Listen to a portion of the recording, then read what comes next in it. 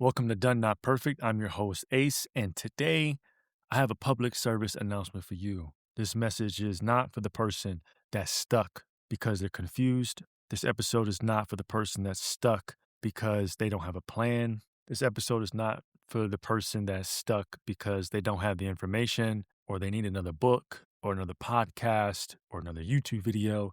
This episode is not for that person. This episode is for the person that knows exactly what to do, but they're just not doing it. And if that's you, buckle up. If it's not you, I know you know someone who this is for, so send it to them. I want you to hear me loud and clear. This episode is to wage war against your comfort zone. Your comfort zone is going to kill you, whether you know it or not. And if you live in your life in the comfort zone, you are dying a slow death spiritually, mentally, emotionally. You're not stuck because you're confused. You're not stuck because you need more information. You're stuck because your clarity would require change. And your change is going to cost you your comfort. That's it.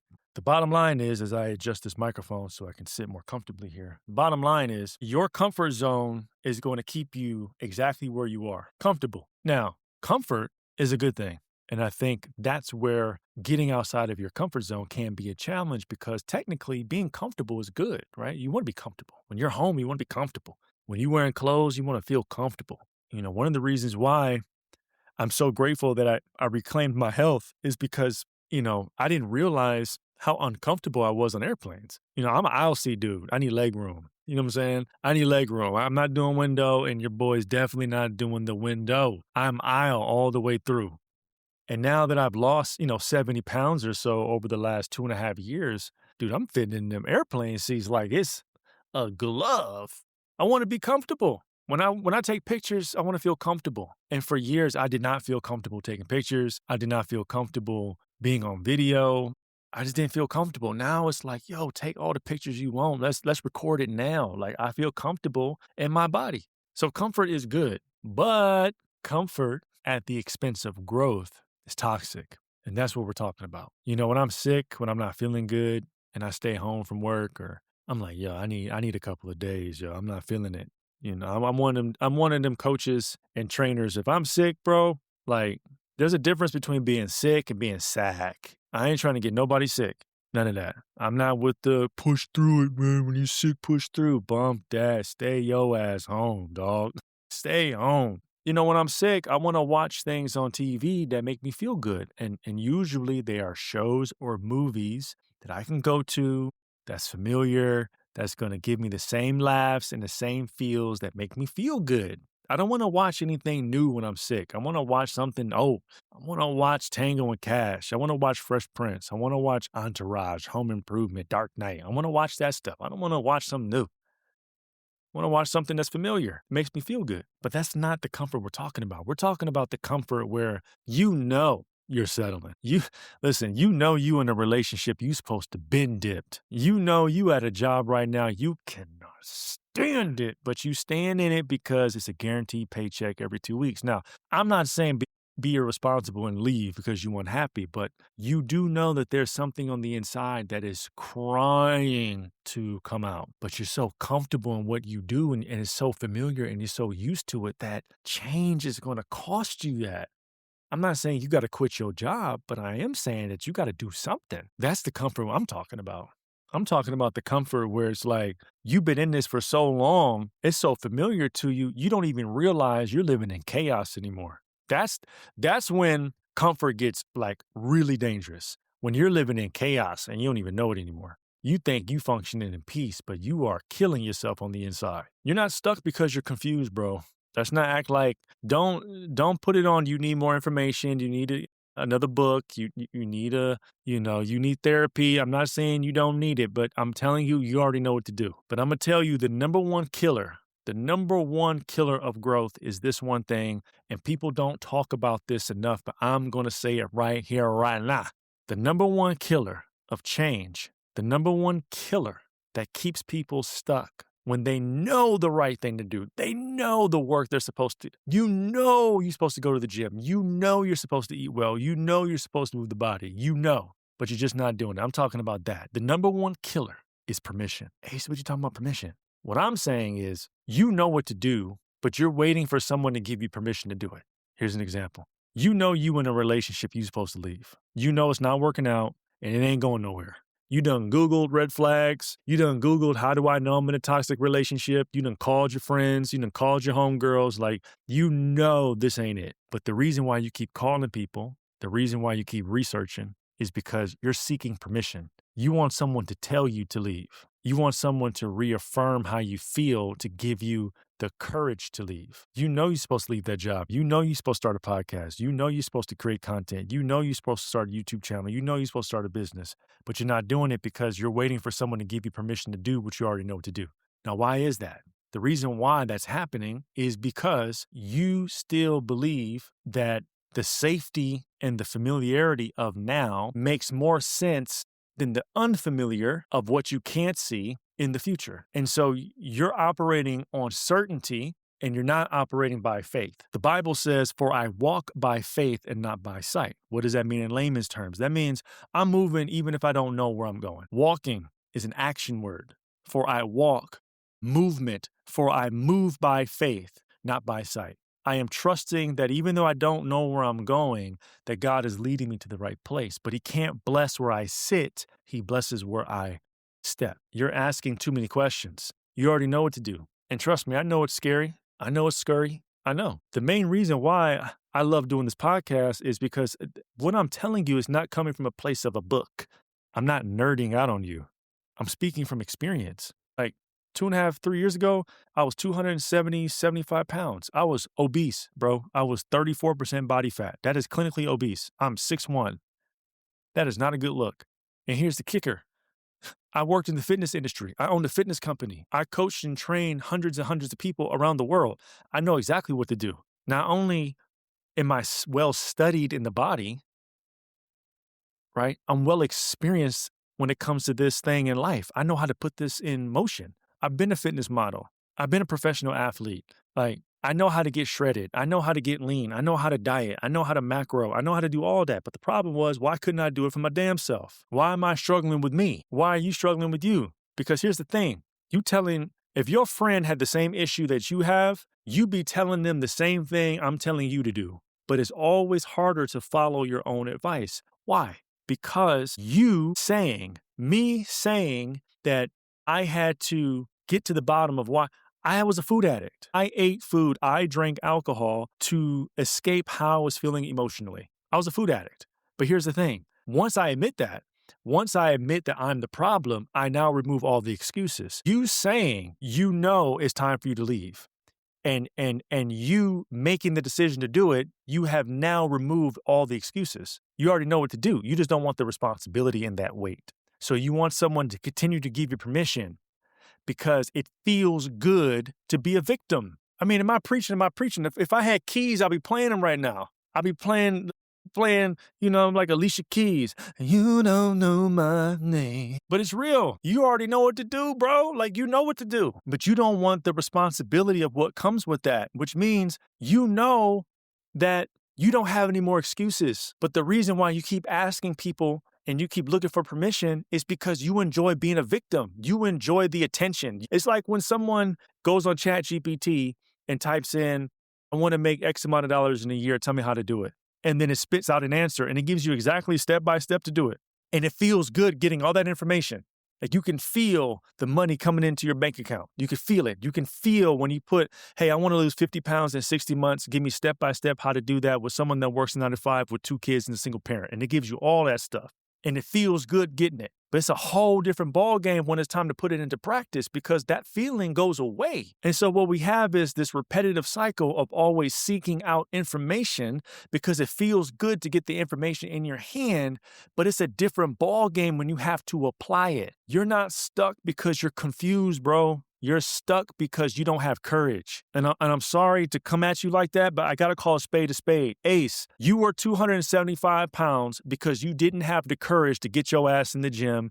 And to be honest with looking at yourself in the mirror, you were too damn scared to take a progress pic of how you looked because you had so much ego and you were scared that if you posted a picture on your social media of a following of over 1 million people across all platforms and you're telling people to live a life of health and wellness, and they find out that you're not doing it, that you're going to be a fraud. You're afraid of what other people think. And so because of that, you didn't have the courage to step out and go do it for yourself. But what I realized was the very moment that I posted the picture of myself that was current, it was the moment that I took my power back. When I realized that people really didn't give a shit, the real ones were just, Ace, I'm so glad you're honest, man. I'm on the same journey like you. Once I had the courage to just admit that I'm struggling, but I'm about to figure this thing out and I'm being honest with where I'm at, everything opened up. Transparency leads to transformation. And you have to admit that you don't have the courage to step out and make the decision that you know you're supposed to make. It has nothing to do with information, bro. It has nothing to do with research. You don't need any more evidence. You need courage. You have got to make the decision and not a choice. There's a difference between choices and decisions. Choices are about options. Decisions means there's only one thing to do. You keep giving yourself choices. You have to give yourself a decision. There is no other way. Decisions are about eliminating all the possibilities that aren't right now to leave one thing remaining, and there's nothing left to do. Tony Robbins said this thing a long time ago that stuck with me, and he said, if you want to take over the island, you got to burn the boat. Meaning, the boat that you took to go to the island to take it over, you got to burn it. You got to remove the option of retreat. So either two things are going to happen. We're taking over this island or we're going to die trying. It's the same mentality. That's a decision. There is no other way. The reason why you're stuck is because you're not making a decision. You keep giving yourself choices, options. You got to get rid of them. You want to lose weight? You want to get in the best shape of your life? You have to make a decision. There is no other way. There is no, I'll think about it. I'm going to try. I'm going to start this thing. And if it doesn't work, I'm going to do this. No, it's either it's all in or it's all out. I've been sober now for over 2 years. Praise God. I'm never going to drink ever again for the rest of my life. But I made a decision. I have nothing against alcohol, but I had everything against what alcohol was doing to me. My issue wasn't with alcohol. It was with my relationship to alcohol. So if you want to drink, by all means, do your thing. But my relationship to alcohol was toxic. And so I had to make a decision. If it's a relationship and it's toxic, I have to choose me. So in order to choose me, that means I have to discontinue it. There is no going back. There's no texting. There's no let's meet up. There's no, hey, on occasion. There's none of that. Alcohol is gone. It's gone. I made a decision. And that decision is one of the best decisions I've ever made in my life. Because once I got rid of the alcohol for good, it was almost like the habits start to get better on their own. Because who drinks alcohol and has salmon and wild rice and asparagus at the bar? I'm not going to watch the game with the fellas and have a beer and some salmon and some wild rice and some asparagus. No, I'm having pizza. I'm having smash burgers. I'm having loaded fries. But when you eat healthier and you remove the alcohol, you make healthier decisions. This is the same thing. When you make a decision, everything changes because now it makes your focus more narrow. It's like being in a relationship. If you're going to be in a relationship with someone, they're the only one. You've eliminated all other options. They don't exist. The reason why people cheat, one of the reasons why, in my opinion, they're with someone, but they chose them. They didn't decide. When you choose, you're choosing the best out of the options that are out there. When you decide this person is the only one for me, everyone else does not exist in my mind. So you, the person that is staying in comfort, you have to make a decision. Are you going to stay the same or are you going to change? You got to stop dipping your toe in and out. I told you, I came to wage war on your comfort zone. I'm not speaking to your comfort. I'm speaking to your potential. But you got to look at your comfort zone as a place that is keeping you in bondage, bro. You are in bondage right now. And here's the thing, and I don't know if I said it earlier, but I'll say it now. You have been in comfort for so long that when you think you're in peace, you are actually in chaos. And you don't even know the difference. That's how much comfort can destroy your senses to the point where you think you're living a peaceful life, but really you are suffering right now. You're so used to chaos that you have conditioned yourself to function on that when you experience peace, it actually feels like chaos. Do you know somebody that the moment they just do something good, they just mess it up. Like they got something good, whether it's a job or a relationship, a new car, or they get something just nice and then immediately they mess it up. Immediately. You want to know why? Because they don't identify as somebody that deserves nice things. So they have to subconsciously or consciously mess it up so it matches their level of hold on, bro. I didn't mean to preach today, but hear what I'm saying. The reason why many people stay in chaos and stay in comfort is because their level of identity associates themselves with dysfunction, with comfort, and with chaos. You don't see yourself as somebody that can get uncomfortable. You don't see yourself as someone that can have peace. You don't see yourself as someone that can thrive.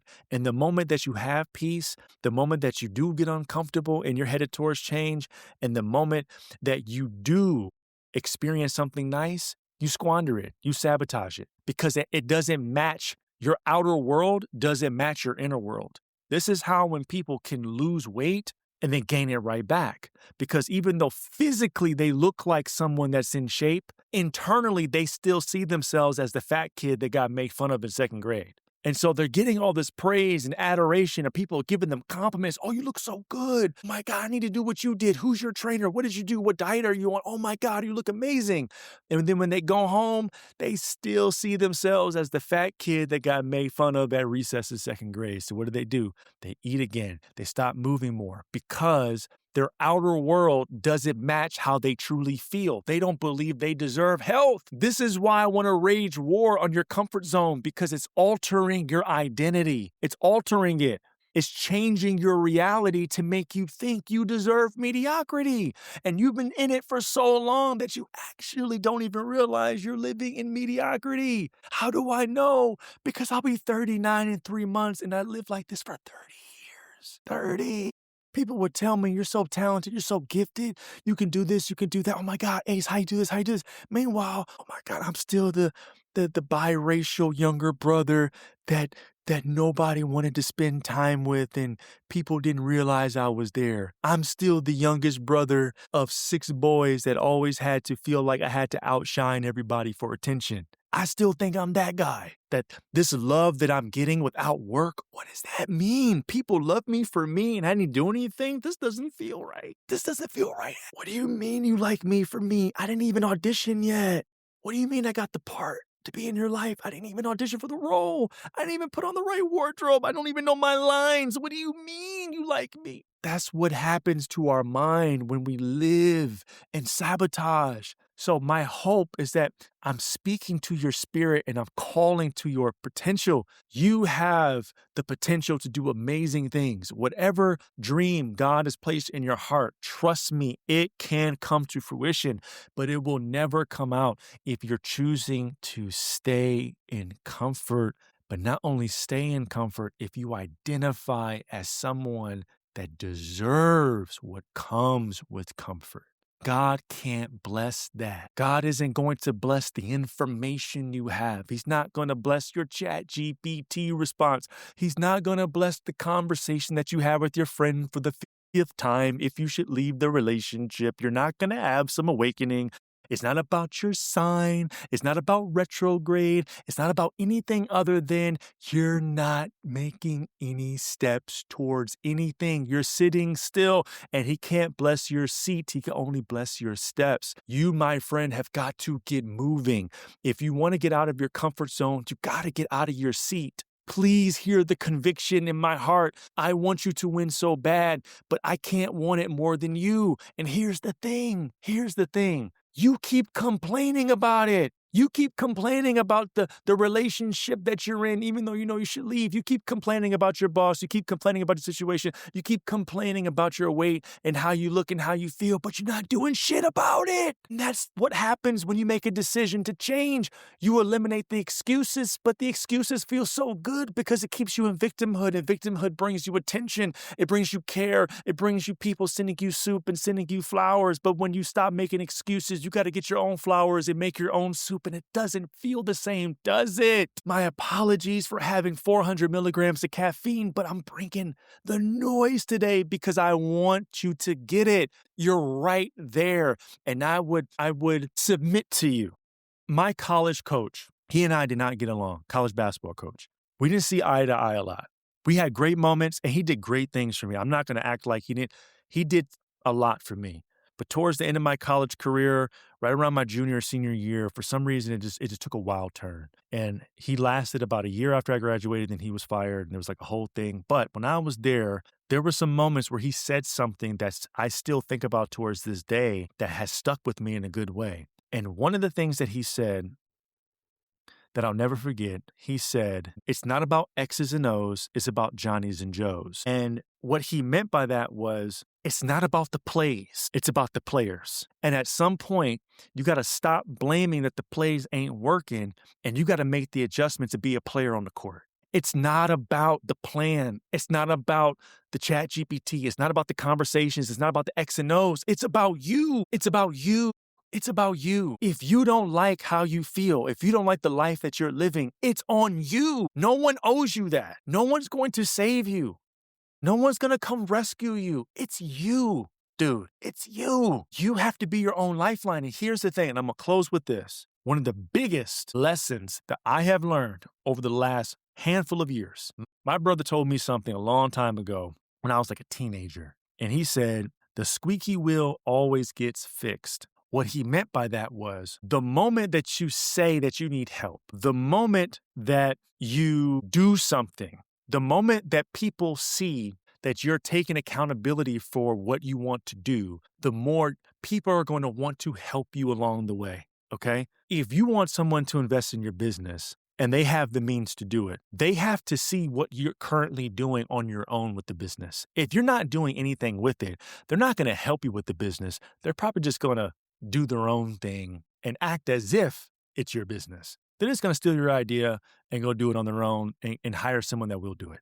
But when they see you making the sales, they see building the team, they see building community, building a brand on your own, then they're like, oh my God, this person's doing that with limited resources and they're using their resourcefulness. I can only imagine what we can do with my resources. And then they're going to come and invest in you. But no one's going to invest in you if you're not investing in yourself. So one of the biggest pieces of stepping out into the world and moving your feet and walking by faith is that it activates people with the resources and you are now on their radar. Like, oh, I see this person's trying to get in shape. You can go in the gym right now and you need a trainer. And maybe you don't have the means, or maybe you do have the means, but you're afraid to ask.